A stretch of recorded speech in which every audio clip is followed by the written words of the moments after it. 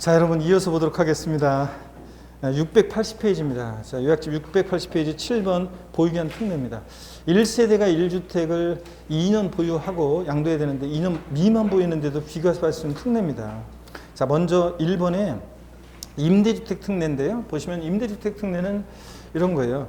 자, 민간 건설 임대주택이나 공공건설 임대주택을 취득해서요, 양도하는 경우인데 해당 건설 임대주택의 임차일로부터요, 해당 주택의 양도일까지 기간 중 세대 전원이 거주한 기간이 몇 년이요? 5년 이상이면 보유기한 거주기간 제한받지 않습니다. 물론 이제 세대 전원이 거주해야 되는데 다만 부득이한 사유가 있으면 취약이나 근무상여편, 질병, 요양 등 부득이한 사유가 있어가지고 구성원 중 일부가 거주하지 못한 경우는 봐줍니다. 자, 이건 어떤 거냐면 이런 구조입니다. 자, 보세요, 여러분들. 건설 임대주택 특례인데요. 이거 건설 임대주택 특례. 자, 건설 임대주택 특례인데 이게 1세대 1주택이에요. 비과세 요건을 갖췄습니다. 1세대 1주택 비과세 요건을 갖추고 있어요. 근데 자, 건설 임대주택의 요 시점이 건설 임대주택의 요 시점이 어떤 쪽이냐면 건설 임대주택이요. 요 시점이 임차일이에요. 그래서 거주를 시작했어요. 임차해가지고 건설 임대주택은. 근데 나중에 이제 임대주택도요, 여러분들 실무에 나가서도 그렇고 잘 보세요. 근데 실무에 나가서도 그렇고 보면 나중에 살 수 있는 자격이 생겨요. 그래서 취득했어요. 자, 얼마 있다가 이걸 팔아요. 그러면 우리가 보유기간은, 양도소득세에서 보유기간은 당해재산 취득일로부터 언제? 양도일까지로 합니다. 이 취득일부터 양도일까지 보유기간이 2년 미만이에요. 자, 그랬는데도 비과세 받을 수 있다, 그런 얘기입니다. 비과세 받을 수 있다. 그러려면 건설 임대주택의 요 임차일로부터, 취득일이 아니에요. 임차일부터 양도일까지 세대 전원이 거주한 거주기간이 몇 년이요? 요거 5년이요. 거주기간 5년 이상이다 그러면 요 건설 임대주택은 2년 미만 보이는데도 비과세 받을 수 있습니다. 그래서 거주기간이 5년입니다. 이걸 잘 기억하면 되고요. 임차일부터 양도일까지입니다. 이런 것들을 주의하시면 되고, 그 다음에 2번 보겠습니다. 주택 및 부수토지요, 전부 일부가 협의에서 수용 및 그 밖의 법률에 의해서 수용되는 경우. 여러분 수용은 있잖아요. 예. 자, 1세대 1주택이 수용을 당해요. 그러면 내 의지로 이거 뭐 팔게 되는 거 아니잖아요. 자, 2년 보유를 내 의지로 안 한 거 아니잖아요. 자, 그렇기 때문에 이 1세대 1주택 수용의 경우는 보유기간, 거주기간 관계없이 비과세 받아요. 1세대 1주택이요. 어떤 수강생분이 실무에 있는 제 자문으로 예전에 보니까 교수님 수용당했을 때 그 주택 수용당하면 비과세죠? 네, 비과세죠? 그런데 나중에 얘기 듣다 보니까 주택이 두 채야. 아이고, 진짜. 그래서 실무에 나가는데도 저기 뭐 그런 것까지도 그렇게. 당연히 1세대 1주택일 때 수용당했을 때 보유기간 관계없이 비과세인 거지. 자, 요 1세대 2주택이면 당연히 과세입니다, 여러분들. 자, 그래서 1세대 1주택이 혐의에 수용당했을 때 보유기간 거주기간 관계없이 비과세예요. 근데 다만요, 주택 및 부수토지 일부만 수용당했어요. 그래서 남게 된 잔존 부분 있잖아요. 이 잔존 부분도 수용일로부터 몇 년 내? 5년 내 양도하면 이 잔존 부분도 비과세 받을 수 있습니다, 여러분들. 이런 것들. 자, 그 다음에 그래서 거기 680페이지 2번에서 동그라미 1번 보유기간 거주기간 관계없이 비과세 미출이고, 다만 잔존 부분 수용일로부터 몇 년이요? 5년 내 양도하는 경우 비과세한다, 미출이고요. 그 다음에 3번 봅니다. 해외 이주요, 해외 이민으로 세대 전원을 취득하는 경우요. 자, 여러분요, 해외 이주 이민으로 세대 전원을 취득하는데 당연히 정당한 사유가 된단 말이죠. 2년 미만 보유에 대한. 왜냐하면 여러분 보세요. 양도소득세, 순수하게 양도소득세를 회피하려고 이민 가는 사람 봤어요? 못 봤잖아요. 그러니까 2년 미만 보유에 대한 정당한 사유가 돼요. 다만 주의할 것은요, 출국일 현재로 1주택이고, 양도일이 아니에요. 출국일 현재 1주택이고, 출국일로부터 몇 년 내? 2년 내 양도한 경우에 한해서 비과세입니다. 자, 그런데 시험에서는 요거 출국일로부터 3년이 되는 때 양도한 경우 비과세한다. 아닙니다. 몇 년 내? 2년 내 양도해야 돼요. 출국일로부터. 요게 포인트. 그 다음에 4번도 봅니다. 1년 이상 해외 거주하기 위해서 세대 전원이 출국합니다. 취약이나 근무상여편 같은 부득이한 사유로 인해서 세대 전원이 출국하는 경우에 이거 출국일 현재 1주택이고 출국일로부터 몇 년이요? 2년 내 양도한 경우에 한해서 이거 비과세입니다. 이것도. 자, 그래서 세대 전원이 출국하는 경우 이것도 똑같습니다. 출국일부터 2년 내 양도. 꼭 사례 문제 나오면 꼭 확인하셔야 돼요. 그 다음에 5번 보니까요. 1년 이상 거주하던 주택을요, 보유하던 주택이 아니에요. 취약이나 질병의 요양이나 근무상형편 같은 부득이한 사유요. 여러분 보세요. 자, 여기 1년 이상 거주하던 주택이었어야지 보유하던 주택 아닙니다. 주택을 취약이나 질병의 요양이나 근무상형편. 취약은 유치원, 초등학교, 중학교는 안 돼요. 고등학교 이상의 학교 취약이나 질병의 요양, 1년 이상의 치료나 요양이요. 1년 이상의 치료나 요양이어야지 그렇지 않으면 허리 아픈데 그러면 진단서 2주 끊어주잖아요. 그러니까 자 1년 이상의 1년 이상의 질병의 요양을 위해서 치료나 요양을 위해서 또 근무상연편이요. 새로운 직장의 취업이나 그 다음에 전근 다 괜찮아요. 근무상연편. 근데 이 부득이한 사유에서 사업상연편은 안 돼요. 악용의 소지가 있기 때문에 사업상연편은 부득이한 사유를 인정하지 않습니다. 또 여기 부득이한 사유에 학교 폭력으로 인한 전학 같은 것도 부득이한 사유에 포함합니다. 자, 이렇게 해가지고 다른 시군으로 주거를 이전했어야 돼요. 그러니까 첫 번째 요건은요, 1년 이상 거주하던 주택을 취약이나 질병, 근무상연편 같은 부득이한 사유로 양도하고, 부득이한 사유로 양도하고, 로자해야 되는데, 부득이한 사유로 양도하고, 다른 시군으로 주거를 이전해요. 그러면 한번 보겠습니다. 여러분, 어떤 얘기냐면, 여기를 한번 봅니다. 자, 여기를 지울게요. 자, 보시면 어떤 얘기냐면, 예를 들어서, 만약에 대전광역시도 요즘은 또 조정상 지역으로 되어 있는 지역이 있구나. 자, 어떻든 간에 만약에 광주광역시에서 자, 여기서 만약에요, 종전 1년 1세대 1주택인데 광주광역시에 조정상 지역으로 편입된 적이 있나요? 최근에? 어떻든 간에 조정상지역 아니라는 전제로 한번 보겠습니다. 1세대 1주택이 있는데 여기 만약에 2년을 보유를 못했고 자 1년 6개월을 보유했어요. 1년 6개월 보유. 근데 요거 만약에 1년을 거주했었어요. 거주하던 주택이에요. 그러면 이런 주택을 자 만약에 취약이나 질병의 요양이나 근무상형편은 사업상형편 안 되고 학교폭력으로 인한 전학 같은 부득이한 사유로 양도하고 예를 들어서 만약에 서울특별시로 만약에 주거를 이전한다. 세대 전원이 자 그러면은 이 광주광역시 1세대 1주택은요 2년 보유를 못했어도 자 비과세 받을 수 있습니다. 1년 이상 거주했으면요. 근데 만약에 이게 사례 문제를 한번 잘 보셔야 돼요. 이게 1년이 아니라 만약에 이게 10개월 거주하던 주택이었다. 10개월 거주. 자 그러면 비과세 받을 수 있다 없다? 없습니다. 반드시 몇 년이요? 1년 이상 거주했는지 꼭 확인해야 돼요. 1년 이상 거주하던 주택을 자 취약 질병 근무상형편 같은 부득이한 사유 양도하고 다른 시군으로 세대 전원이 주거를 이전하면 요 1세대주택은 2년 보유를 못했는데도 비과세 받을 수 있다는 얘기입니다. 이런 얘기. 자, 그러면 계속해서 봅니다.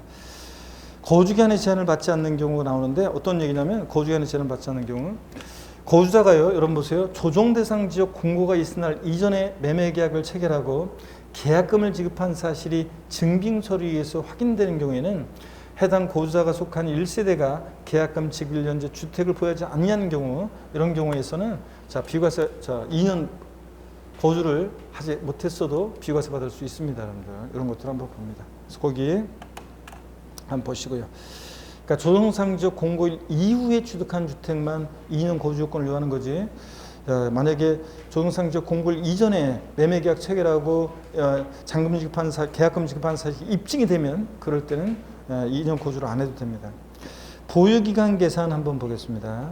일반적으로 보유기간은 우리가 2년 보유를 따질 때 취득일부터 양도일까지로 합니다, 여러분. 자, 근데요, 그 2번 있잖아요. 요 내용이 하이라이트 표시되어 있는 요 내용들이 지금 올해 여기에 신설된 규정이에요. 그래서 올해 여기 이제 신설된 규정들인데 한번 보겠습니다. 어떤 거냐면 이것도 한번 그냥 이해하시면서 한번 이렇게 볼게요, 여러분들. 자, 어떤 얘기냐면 2주택을 보유한 1세대가 잘 보세요. 2주택을 보유한 1세대가 1주택 외의 주택을 모두 처분한 경우에는 처분 후 1주택을 보유하게 된 날부터 보유 기간을 기산합니다. 자, 그래서 여러분 원칙적으로 이게 원칙이죠. 올해부터는 이제 보세요. A 주택이 있어요. 그리고 B 주택이 있어요. 그러면 주거 이전 목적으로 한 일시적 2주택 특례가 적용되는 경우는 제외하고 원칙적으로는 우리가 이제 종전까지는 어땠냐면 만약에 요거 1년 보유했어요. 만약에 2년 보유했어요. 그리고 요것도 이제 2년 보유했어요. 자, 그러면 이 A 주택을 만약에 먼저 팔았어요. 이거 먼저 양도했어요. 그리고 나서 먼저 양도했어요. 그리고 나서 이 B 주택은요. 원래는 종전 옛날부터 원래 이 주택 당초의 취득일로부터 요번까지 2년 보유했어도 이 주택을 양도하고 나서 최종적으로 이제 이걸 팔고 나가지고 1주택이 됐어요. 그때부터 이제 다시 시작해가지고 2년을 보유해지 비과세예요. 네? 이게. 자, 그래서 만약에 자, 요걸 이제 여기를 좀 지울까요? 만약에 예를 들어서 요게 1년 만약에 4월 달에 양도를 했어요. 4월에 양도를 했어요. A주택을. 그러면 이 B주택은 옛날에 원래 취득한 것은 만약에 요게 15년에 취득을 했었어요. 자, 그랬어도 2015년에 취득했어도 요번에 팔 때는 이 주택 A주택을 양도한 2021년 4월 이때부터 이제 몇 년을 보유해야 돼요? 이때부터 2년을 보유해야지만 비과세 받을 수 있다 그런 얘기입니다. 2년 보유해야지만. 자, 그러니 최종적으로 1주택이 된 날부터 몇 년 보유기간을 기산해서 2년을 보유해지 비과세예요. 이런 거. 이게 이제 개정된 내용이에요. 여태까지는 주택이요. 두 채 있거나 몇 채 있다가 이건 이거 팔았어요. 이거는 당초 옛날에 이 취득한 때부터 보유기간 따져요. 그랬었는데 지금은 이제 최종적으로 1주택이 된 때부터 2년을 보유하게 된다 그런 얘기입니다. 네? 이거. 왜 아무 표정에 변화도 없고 아무 반응도 없고 그래 여러분들. 자, 이런 거라니까요. 그 다음에 그래서 근데 예외가 있어요. 뭐 일시적 2주택에 해당한 경우에 해당 주택은 제외. 그런데 만약에 일시적 2주택 특례에 해당될 때는 제외된다 그런 얘기인데, 자, 어떤 얘기냐면 한번 봅니다. 일시적 2주택의 경우는 제외한다. 예를 들어서 요거 만약에 A주택 요거 취득하고 나서 B주택 취득하고 나서 A주택을 요거 양도를 합니다. 그럴 때는 요거 양도했을 때는 요 B주택은 종전 주택 취득일로부터 이게 보유기간이 기산해요. 종전 원래 취득한 때부터 이런 경우에는 그래서 종전 취득한 때니까 요거 팔고 나서 B주택도 팔 때 이게 2년 보유를 하고 있으면 비과세 받을 수도 있어요. 그런 얘기가 쭉 나옵니다. 교재 한번 보겠습니다. 그래서 2번입니다. 681페이지 박스 안에 보유기간 계산에서 2번 2주택을 보유한 1세대가 1주택 외 주택을 모두 처분한 경우에는 처분 후 1주택을 보유하게 된 날부터 보유기간이 기산한다는 거죠. 그러니까 당초 취득일로부터 아니에요. 당초 주택 취득일이 아니라 처분 후 최종적으로 1주택을 보유하게 된 날부터 보유기간이 기산한다는 거. 2년 보유를 해야 한다는 거. 다만 예외가 있습니다. 자, 소득세법 시행령 155조 규정 등등 일시적 2주택에 해당하는 주택은 제외합니다. 그때는 최종적으로 1주택이 된 때부터 2년 보유해야 되는 거 아니에요. 원래 당초 취득일로부터 계산합니다. 2번 2주택 이상을 보유한 1세대가 1주택 외 주택을 모두 처분한 후 신규 주택을 취득해서 일시적 2주택이 된 경우는 제외하지 않는다. 자, 이렇게 또 주택을 취득해가지고 일시적 2주택이 되는 이런 경우는 그때는 특례 적용한다는 얘기입니다. 요 최종적으로 1주택이 된 날부터 2년 보유, 요 규정을 적용한다는 얘기예요. 자, 그런 얘기 한번 봅니다. 그 다음에 그 꽃표시 내용은 어떤 거냐면 꽃표시 내용은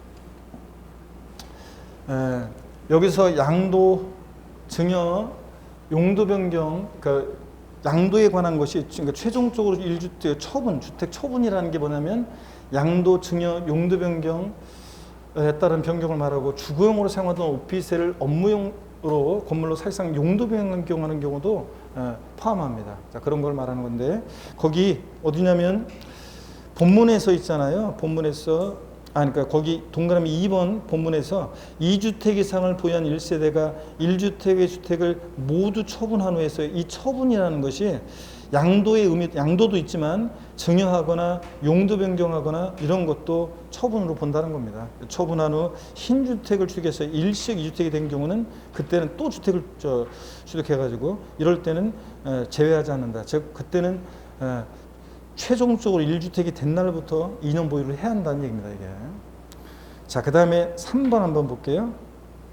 보유기간을 계산함에 있어서 거주하거나 보유하는 중에 소실, 무너짐, 노후 등으로 인해서 멸실돼서 재건축한 주택의 경우에는 자, 여기 밑줄입니다. 그 멸실된 주택과 재건축한 주택에 대한 기간 및 보유기간은 통산합니다. 근데 이 경우 재건축 공사 기간은 포함하지 않는다 되어 있어요. 그 표를 한번 보세요. 표를 보니까 여러분요. 표를 보니까 종전주택이 소실이나 뭐 무너지건 뭐 이렇게 무너짐 등으로 노후화돼서 뭐 아니면 뭐 비가 많이 와서 무너졌어요.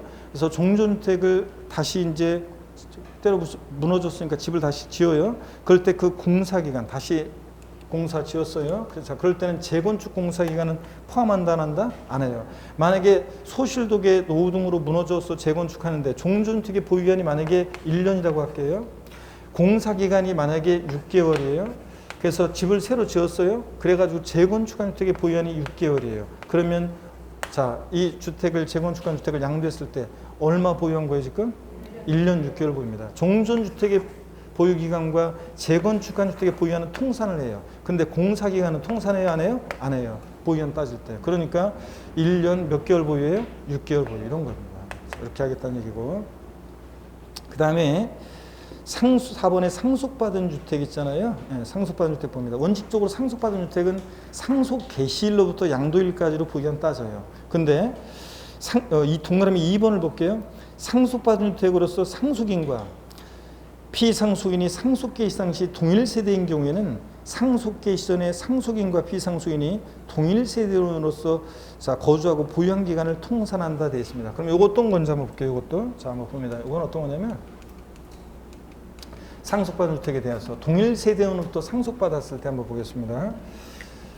예를 들어서 이런 겁니다. 보시면 자, 만약에 갑이라는 상속인이 돌아가신 피상속인이 있습니다. 피상속인이 있고요. 을상속인이 있어요. 을상속인이 있습니다. 만약에 동일 세대원으로부터 얘네들이 애초부터 동일 세대원이었는데 상속을 받았을 때는요. 돌아가신 피상속인이 이 주택을 보유한 기간이 1년, 상속이 개시되고 나서 상속인이 상속받아서 보유한 기간이 1년이에요. 상속인이 상속받아서 보유한 기간이 1년이에요. 우리가 디테일하게 지금 배우고 있는데 비과세를. 자, 그러면은 보유기간 따질 때 있죠. 이 상속받은 자산은 어떻게 하냐면 이 피상속인과 상속인이 동일 세대원으로서 같이 거주하고 보유한 기간이 만약에 1년이다 그러면 이 기간도 통산해서 몇 년 보유한 거예요? 2년 보유로요. 근데 만약에 다른 세대원으로부터 상속받았다. 원래 다른 세대원이었는데 상속을 받았다. 자, 그러면 자, 주택이요. 갑이라는 피상속인이 있었고 다른 세대원입니다. 을이라는 자, 상속인이 있습니다. 요 상속 개시일 전에 돌아가신 피상속인이 보유한 기간 1년, 상속인이 보유한 기간 1년이에요. 그럼 몇 년 보유한 거예요? 1년 보유래요. 다른 세대원으로부터 상속받았을 때는 상속 개시일부터 보유하기 시작하니까요. 근데 동일 세대원으로부터 상속받았을 때는 상속 개시일 전에 피상속인과 상속인이 동일 세대원으로서 보유하고 거주했던 기간도 통산합니다. 자, 그래서 2년 이렇게 계산. 이런 얘기입니다. 한 번만 이해하고 지나가면 되고요. 거기 교재 5번은 여러분들이 5번은 비거주자가 해당 주택을 3년 이상 계속해서 보유하고 그 주택에서 거주한 상태로 거주자로 전환됐을 때는 우리가 3년 보유해야 된다고 했었는데 그때는 해당 주택에 대한 거주기간 보유기간을 통산해 가지고 3년 보유기간 따집니다. 이렇게 한번 보시고요. 넘어갑니다. 그래서 이런 것도 이 정도 보고 그래서 이렇게 해서 우리가 비과세에 관해서 굉장히 깊게 배웠습니다. 자, 여러분 저를 보세요. 여러분들 우리가 1세대 1주택 비과세 1세대가 양도를 이제 국내 1주택을 몇 년 보유요? 2년 보유하고 양도해야지 비과세입니다. 다만 조정 대상 지역 공고일 이후에 취득한 조정 대상 지역 내 주택은 보유기간 중에 몇 년 거주해야 되고 2년 거주를 해야 되고 여러분들. 자, 그리고 양도일 현재만 1주택이면 되고 과거에 집이 몇 채 있었는지 상관없고 또 그다음에 국내에만 1주택이면 되지 해외에 있는 주택은 주택수 계산에 포함하지 않고요. 동일한 날에 2개 이상의 주택을 같은 날에 양도할 때는 누가 선택할 수 있어요? 거주자가 선택할 수 있다. 납세자가 선택할 수 있습니다. 우리가. 자, 그다음에 또 우리가 뭘 배웠냐면 1세대 2주택이에요. 주택이 2채인데 그중에 하나를 양도했을 때 1세대 양도로 보는 특례를 배웠습니다. 주거이전 목적으로 한 일시적 1세대 2주택은 종전주택 취득 후 몇 년 내 신주택을 취득했어야 돼? 1년 경과된 후에 신주택을 취득했어야 되고, 그죠? 그 다음에 그 신주택 취득일로부터 몇 년 내 종전주택을 팔아야 돼? 3년 내. 다만 둘 다 조정상주택이 있을 때 몇 년 내 팔아야 한다? 1년 내. 자, 신주택 취득일로부터 1년 내 종전주택 처분해야 되고, 그 다음에 신주택 취득일로부터 1년 내 세대 전원이 이사와서 주민등록 전입을 해야 되고요. 그래야지 비과세고. 또 우리 상속으로 인한 1세대 2주택은 몇 년 내 양도한다 제한은 없는데 어느 주택을 먼저 양도해야 돼? 일반 주택을 먼저 양도해야 되고 상속받은 주택 먼저 양도하면 안 되고 또 등록 문화재 주택과 일반 주택이 있습니다. 어느 주택을 먼저 양도해야 돼? 일반 주택 먼저 양도해야 되고 농어촌 주택과 일반 주택이 있을 때 어느 주택을 먼저 양도해야 돼? 일반 주택 먼저 양도해야 되고요. 자, 근데 여러분요. 수도권 밖에 소지하는 주택과 일반 주택이 있을 때 어느 주택을 먼저 양도해야 돼? 일반 주택을 먼저 양도해야지 수도권 밖에 주택 먼저 양도하면 안 돼요. 취약이나 질병, 근무상형편 같은 부득이한 사유가 해소됐을 때는 사유 해소일로부터 몇 년 내? 3년 내 일반 주택 양도해야 됩니다. 노부모 동거공양, 60세 이상의 동거공양, 노부모 동거공양 하기 위해서요.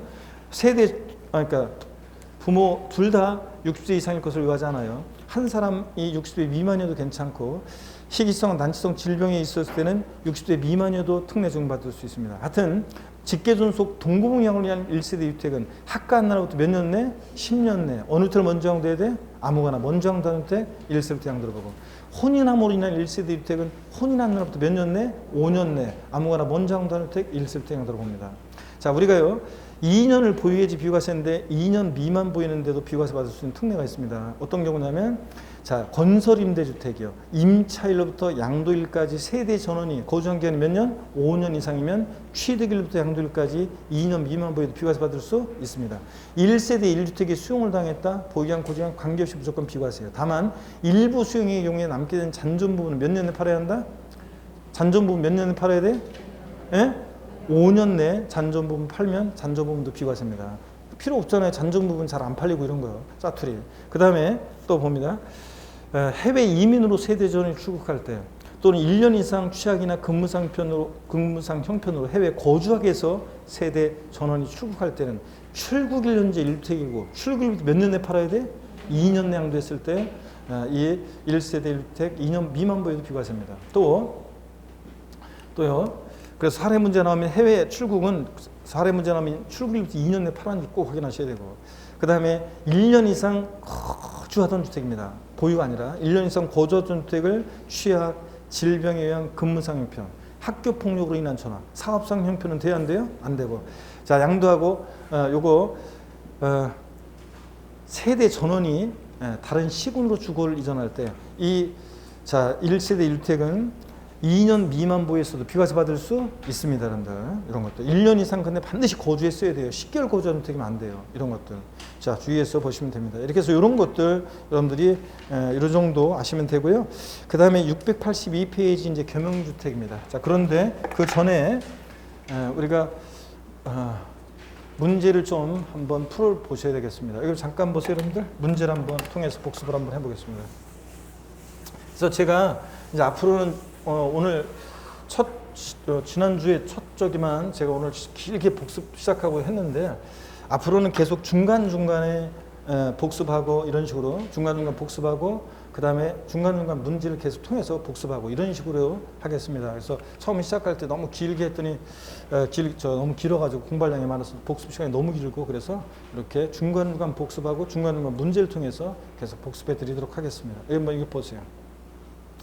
소득세법상 양도소득세 비과세 관한 법령 내용 중에서 가로 안에 들어갈 내용이 순서대로 옳게 배열된 것은 그렇습니다.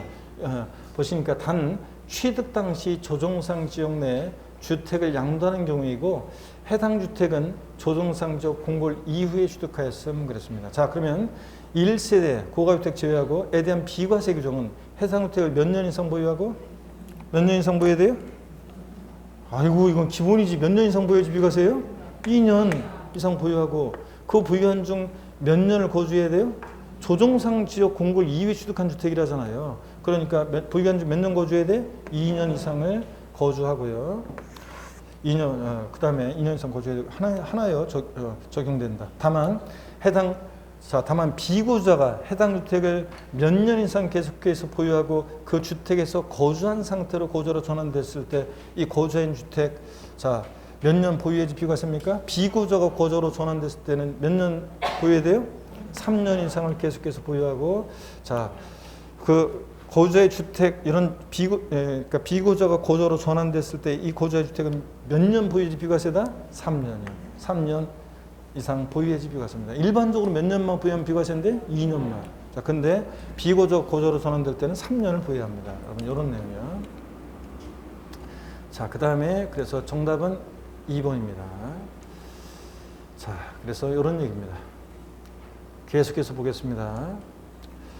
또 문제 한번 보겠습니다. 여러분들 보시면요, 문제를 보시면 지문이 굉장히 길죠. 다음은 1세대 1주택에 대한 양도소득세 비과세 요건 중 보유기간의 제한을 받지 않는 경우를 나열한 것이다. 이에 해당하지 않는 것은 그랬습니다. 민간 임대주택에 관한 특별법에 의한 민간 건설 임대주택을 취득하여 양도하는 경우로서 해당 건설 임대주택이 임차일부터 양도일까지 거주기간이 5년 이상이면 비과세 받을 수 있습니까? 네, 2년 미만 보였어도 비과세입니다. 해외 이주법에 의한 해외 이주 및 1년 이상 거주를 필요로 하는 취약이나 근무상편으로 세대 전에 출국할 때 출국일년제 1주택이고 함으로써 출국일부터 몇 년 내? 2년 내 양도하는 경우. 자, 보유기간 관계없죠? 비과세입니다.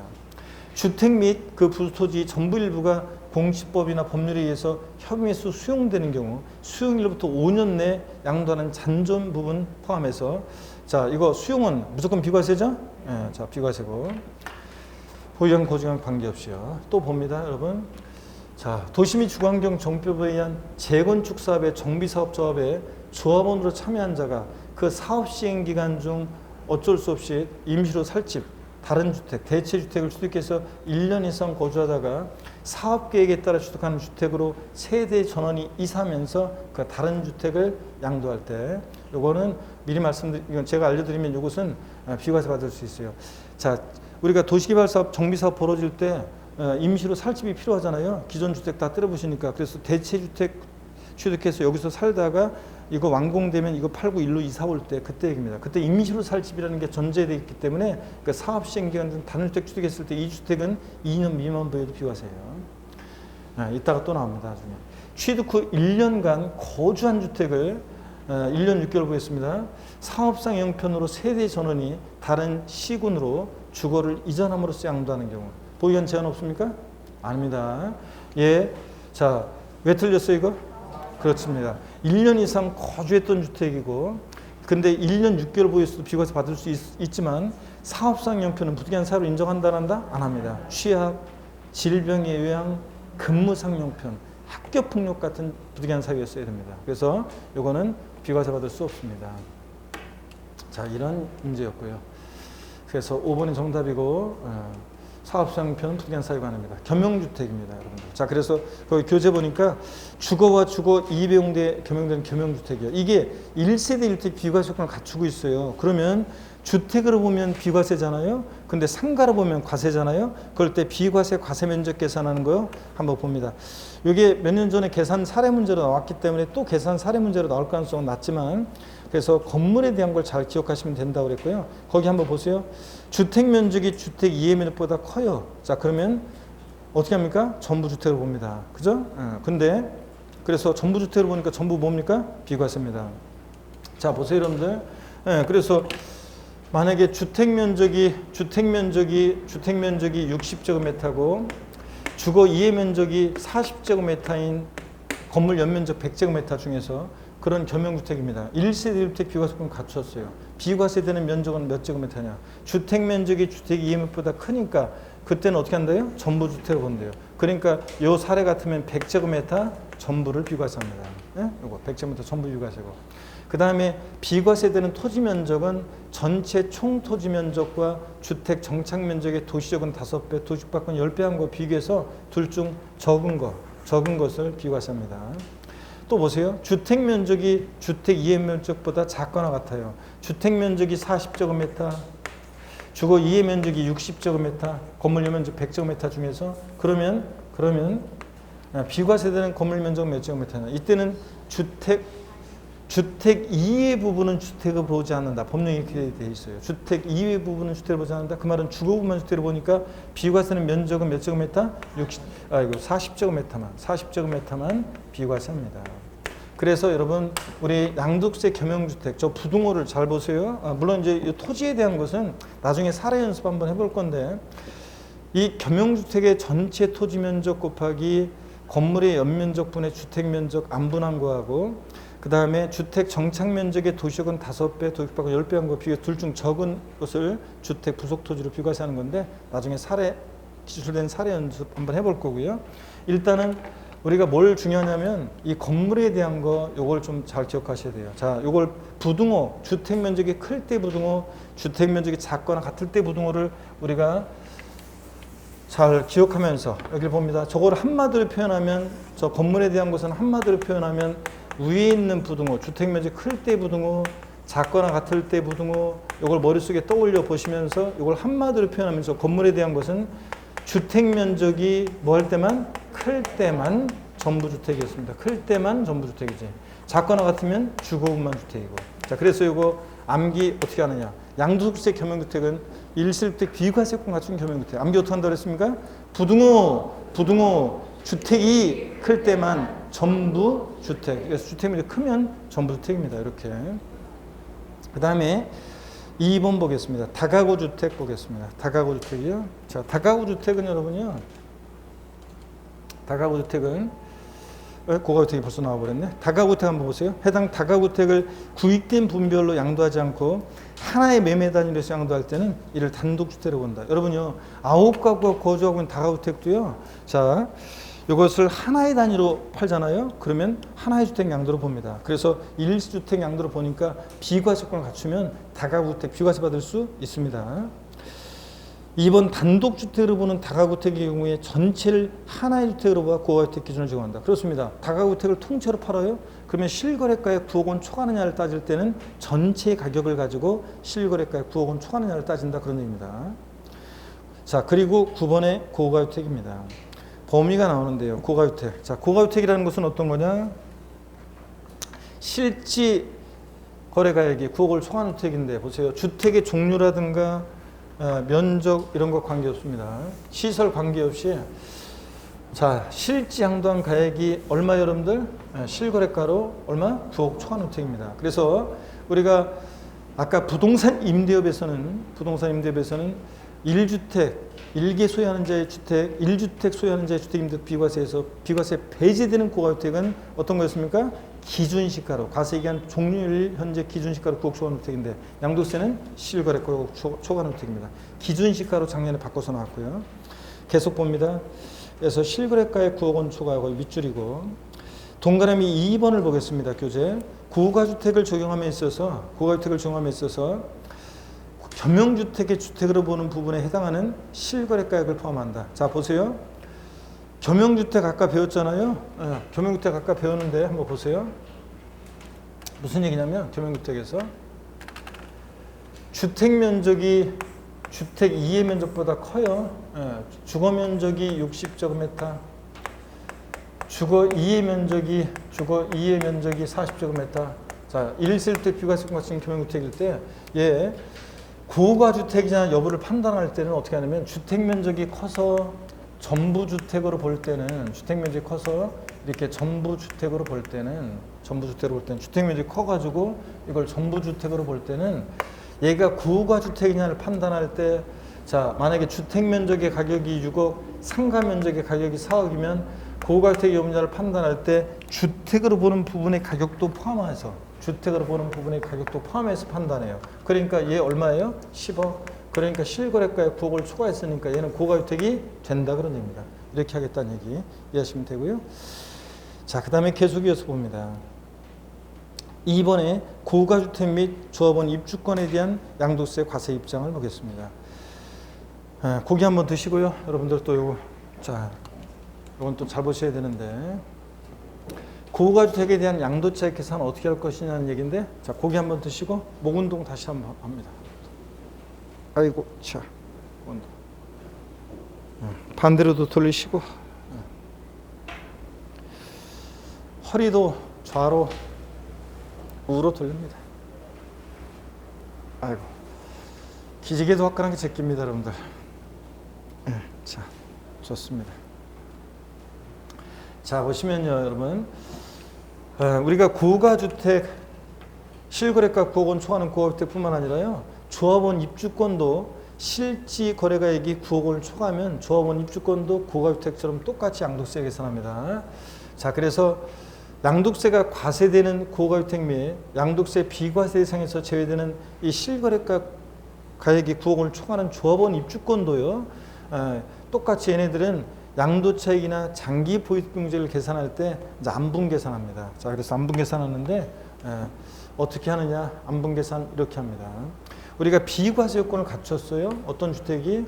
자, 비과세 요건을 갖췄어도 고가주택은 비과세를 배제합니다. 누가 여러분한테 이거 안분 계산 때문에 헷갈리는 분들 계시는데, 고가주택은 양도세가 과세냐 비과세냐 물어보면 양도세 과세입니다. 비과세 배제되고 고가주택은 다만 이제 안분 계산한다는 것 뿐이지 비과세를 배제하는데, 다만 고가주택의 실지 양도가액이 9억 원 초과 부분에 대해서는 비과세 요건을 갖췄어도 대상이 됩니다. 다만 9억 원까지는 고가주택이 아니잖아요.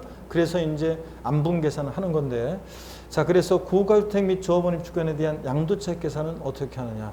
자, 9억 원까지 보세요. 여기 고가주택의 양도차익은 일반적인 자산의 양도차익, 양도가액에서 필요금비를 뺀 그 양도차익에다가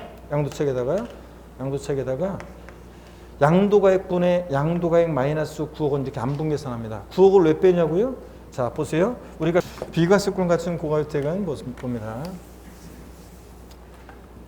어떤 주택이 있는데 1세대 1주택이고 만약에 2년 이상 보유하고 5년 보유했다고 할게요. 2년 이상을 보유하고 비과세 요건을 갖췄습니다. 자, 그런데 비과세 요건을 갖췄는데 실지 양도한 가액이 만약에 10억이에요. 취득가액 등 기타 필요 경비는 8억 원이에요. 자, 그러면 여러분 보세요. 고가주택이란 말이 없어도요, 실지 양도한 가액이 9억을 초과하면 얘는 뭐예요? 고가주택입니다. 비과세 요건을 충족한 고가주택이다. 이렇게 하시면 돼요. 고가주택에는 말이 없어도. 그러면 실지 거래가액 9억 원을 기준으로 해서 고가주택이면 비과세를 배제하고 과세가 됩니다. 양도세를 과세하는데, 다만 9억 원까지는 고가주택이 아니잖아요. 그래서 9억 원까지 부분을 비과세해 준단 말이죠. 그렇기 때문에 이제, 자, 시험에서도 이미 나왔지만 1세대 1주택 비과세 요건을 갖춘 주택인데 실지 양도한 가액이 10억 원인 경우에, 그럼 고가주택이란 말이 없어도 고가주택인데 양도차익 전액에 대해 비과세한다. X입니다. 과세입니다.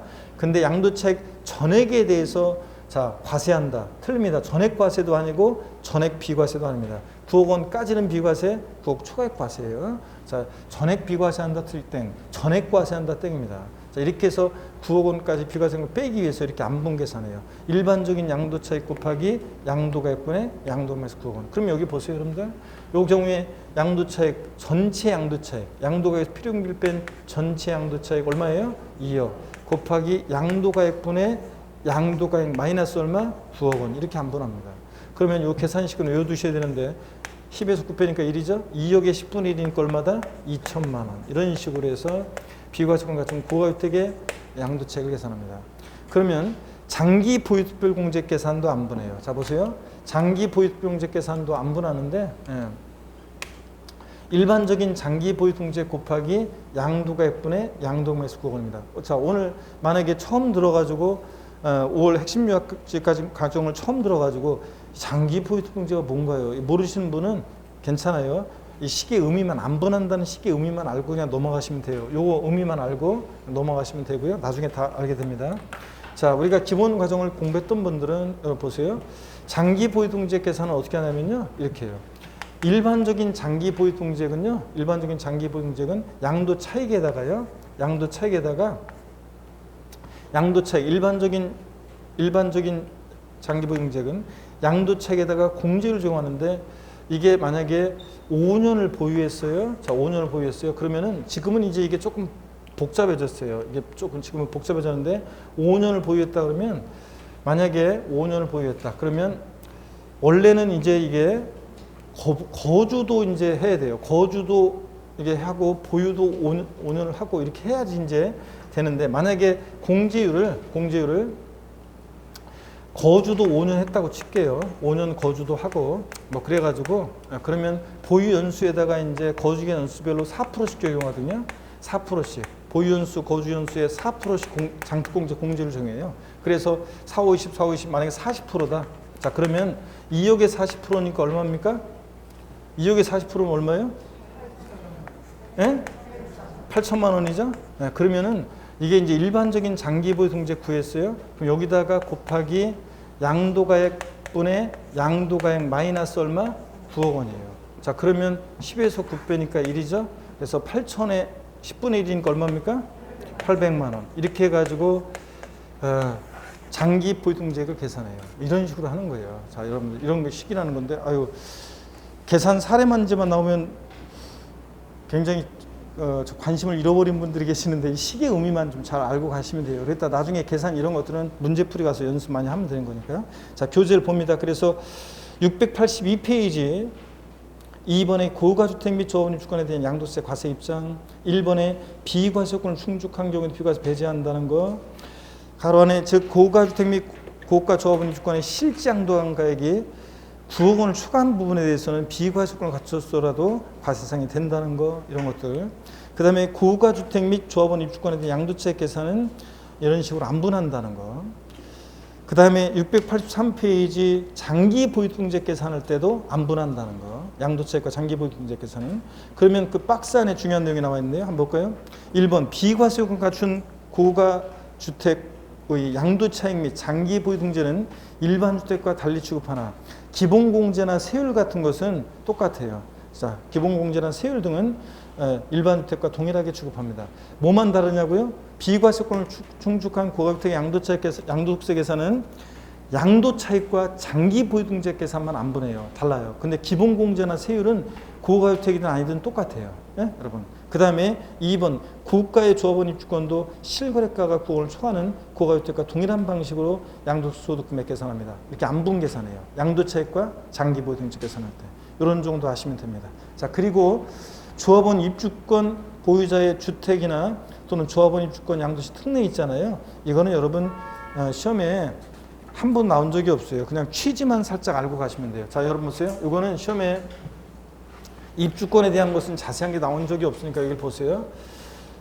원칙적으로 있잖아요. 취지만 알고 가세요. 저를 보세요. 1세대가 1주택과 1조합원 입주권을 보여요. 1조합원 입주권을 보여요. 그러다가 이 주택을 양도하잖아요. 그러면 입주권이라든가 또는 이제 올해부터는 2021년 1월 1일 이후에 올해 1월 1일 이후에 취득한 분양권도 똑같아요. 분양권도 주택수 계산에 포함하거든요. 얘네들은 주택이 아니잖아요. 부동산에 관한 권리지 문 열고 들어갈 수가 없으니까 주택이 아닌데 주택 수 계산에 포함해요. 그래서 1세대가 1주택과 1조합주권이 있거나 아니면 1세대가 1주택과 1분양권이 있다가 이 주택을 양도하면 원칙적으로 1세대 몇 주택 양도요? 2주택. 1세대 2주택 양도로 과세를 해요. 자, 그런데 1세대 2주택 양도가 돼요. 1세대 2주택 양도. 1세대 2주택 양도가 되는데 근데 여러분 봅니다. 근데 예외가 또 엄청 많아요. 자, 그래서 예외가 많아가지고 1세대가 1주택이 있고요. 근데 1조합원 입주권이나 또는 1분양권을 취득했어요. 왜 취득했냐고요? 일로 이사 가려고. 그래서 일로 이사 가려고 재개발 재건축적으로 이사 가려고 이거 취득일로부터 요 종전주택을 3년 내 양도를 하잖아요. 3년 내 이 종전주택을 양도하면 1세대 1주택 양도로 봐서 비과세 받을 수도 있어요. 자, 그 다음에 이런 경우는 3년이 지나서 만약에 양도했어도 추가적인 어떤 요건만 갖추면 또 비과세 받을 수 있는 예외도 있고요. 또 남자가 집 한 채 갖고 장가를 오고 여자가 1주택 분양권을 갖고 시집을 와요. 그래서 1세대 2주택이 되죠. 혼인한 날부터 몇 년 내 이 주택을 양다면 5년 내 양다면 노부모 부모님이 주택 하나가 있어요. 제가 조합원 입주권 하나를 갖고 있었는데 세대를 합쳐요. 이랬을 때 이 주택을 몇 년 내 학가일로부터 10년 내 양다면 비과세받을 수 있어요. 이런 특례들이 예외 우리가 배운 그 특례들이 쫙 있어요. 엄청 많아요. 자, 그래서 원칙적으로는 1세대가 1주택과 1조합원 입주권이나 분양권을 갖고 있다가 주택을 양다면 얘네들을 주택수 계산에 포함하니까 과세를 하는데 단 비과세 받을 수 있는 예외들이 됐다시 많다더라. 이렇게만 알고 지나가면 됩니다. 아시겠습니까, 여러분? 그러면 나중에 제가 문제풀이 같은 거 할 때 슬쩍 한번 이런 거 그냥 하고 넘어갈게요. 여러분들 읽어보시면 되고요. 684페이지를 봅니다. 684페이지는 요거는 조금 다른 거예요. 이거는 재개발 재건축 조합원의 입주권을 양도하는 특례인데요. 아까는 뭘 양도했어요? 제가 주택을요. 근데 요번엔 입주권을 양도해요. 자, 한번 보겠습니다. 요건 어떤 거냐면 이런 거예요. 또 요번에는 이렇게 하겠습니다. 제가 요쪽에 한번 설명드려볼게요. 쭉 와서 여기 한번 보세요. 요번엔 이거는 주택을 양도하는 거였고 요번에는 보세요. 재개발 지역이 있어요. 재개발 지역에 갑이라는 사람이 주택을 보유했는데 원래 관리처분계 인가련제 원래 1세대 1주택 비과세 요건을 갖춘 주택을 원래 보유하고 있었어요. 관리처분계 인가련제. 그런데 사업이 시작되면 다 때려부시고 뭘 받아요? 입주권 받습니다. 조합원 입주권을 받아요. 자, 그러면 조합원 입주권을 받습니다. 조합원 입주권을 받았어요. 또는 분양권을 받았어요. 자, 그랬는데 자, 조합원 입주권, 여기서는 조합원 입주권이죠. 조합원 입주권을 받았어요. 근데 여기 들어갈 형편이 다시 재개발된 지역에 다시 들어갈 형편이 못 되니까 이 조합원 입주권을 양도를 해요. 그러면 1세대 입주권은 주택이 아니잖아요. 그런데도 1세대 몇 주택? 1주택 양도한 것으로 봐서 비과세 받을 수 있습니다. 1세대 1주택 양도로 봐요. 그래서 비과세 받게 되는데 여러분 당연하지. 이 사람 원래 재개발 아니었으면 원래 뭐였어요? 비과세였어요. 입주권화 된 것 뿐이에요. 이번에는요. 이 사람이 여기 다시 들어갈 형편은 못 되는데 이웃 동네에 이사 가려고 다른 주택을 취득했어요. 그래서 다른 주택을 취득해 가지고 요것을 팝니다. 요 조합원 입주권을. 그럴 때 이 다른 주택 취득일로부터 조합원 입주권을 3년 내 양도하잖아요. 그러면 이거 팔고 일로 이사 가려고 하는 거니까 일시적인 것으로 봐서 1세대 1주택 양도로 봐서 비과세입니다. 입주권을 양도했는데도 1세대 1주택 양도로 본다 그런 겁니다. 이해되십니까, 여러분? 요거는 입주권을 양도하는 거고, 그 다음에 이거는 1세대가 주택과 입주권이 있다가 주택을 양도하는 거고. 자, 이렇게 알아두면 됩니다. 자, 그런 얘기가 쭉 길게 나와 있어요. 됐습니다. 이 정도만 보시고 이렇게만 알고 취지만 알고 그냥 가시면 돼요. 이거는 11번 테마 양도세 과세표준 계산 구조. 여기 11번 테마는 무조건 별표 3개죠, 여러분들이. 그래서 자, 계산 과정을 잘 여러분들이 보셔야 됩니다. 그래서 잠시 쉬었다가요 또 계산 과정 여기부터 소개해 드리겠습니다. 잠깐 쉬겠습니다.